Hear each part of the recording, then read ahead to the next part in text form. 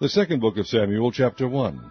Now it came to pass after the death of Saul, when David was returned from the slaughter of the Amalekites, and David had abode 2 days in Ziklag, it came even to pass on the third day that, behold, a man came out of the camp from Saul, with his clothes rent, and earth upon his head. And so it was, when he came to David, that he fell to the earth and did obeisance.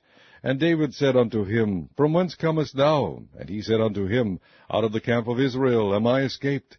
And David said unto him, How went the matter? I pray thee tell me. And he answered, That the people are fled from the battle, and many of the people also are fallen and dead, and Saul and Jonathan his son are dead also. And David said unto the young man that told him, How knowest thou that Saul and Jonathan his son be dead?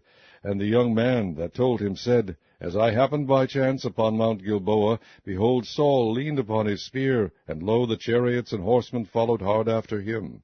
And when he looked behind him, he saw me, and called unto me, and I answered, Here am I. And he said unto me, Who art thou? And I answered him, I am an Amalekite. He said unto me again, Stand, I pray thee, upon me, and slay me, for anguish is come upon me, because my life is yet whole in me. So I stood upon him, and slew him, because I was sure that he could not live after that he was fallen.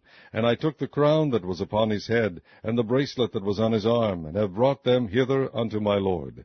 Then David took hold on his clothes, and rent them, and likewise all the men that were with him. And they mourned, and wept, and fasted until evening, for Saul, and for Jonathan his son, and for the people of the Lord, and for the house of Israel, because they were fallen by the sword. And David said unto the young man that told him, Whence art thou? And he answered, I am the son of a stranger, an Amalekite.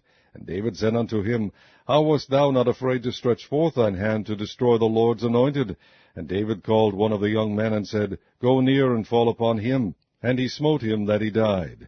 And David said unto him, Thy blood be upon thy head, for thy mouth has testified against thee, saying, I have slain the Lord's anointed. And David lamented with this lamentation over Saul and over Jonathan his son. Also he bade them teach the children of Judah the use of the bow. Behold, it is written in the book of Jasher, The beauty of Israel is slain upon thy high places. How are the mighty fallen? Tell it not in Gath, publish it not in the streets of Ashkelon, lest the daughters of the Philistines rejoice, lest the daughters of the uncircumcised triumph. Ye mountains of Gilboa, let there be no dew, neither let there be rain upon you, nor fields of offerings, for there the shield of the mighty is vilely cast away, the shield of Saul, as though he had not been anointed with oil. From the blood of the slain, from the fat of the mighty, the bow of Jonathan turned not back, and the sword of Saul returned not empty. Saul and Jonathan were lovely and pleasant in their lives, and in their death they were not divided. They were swifter than eagles, they were stronger than lions. Ye daughters of Israel, weep over Saul, who clothed you in scarlet with other delights, who put on ornaments of gold upon your apparel.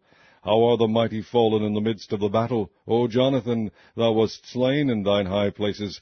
I am distressed for thee, my brother Jonathan. Very pleasant hast thou been unto me. Thy love to me was wonderful, passing the love of women. How are the mighty fallen, and the weapons of war perished?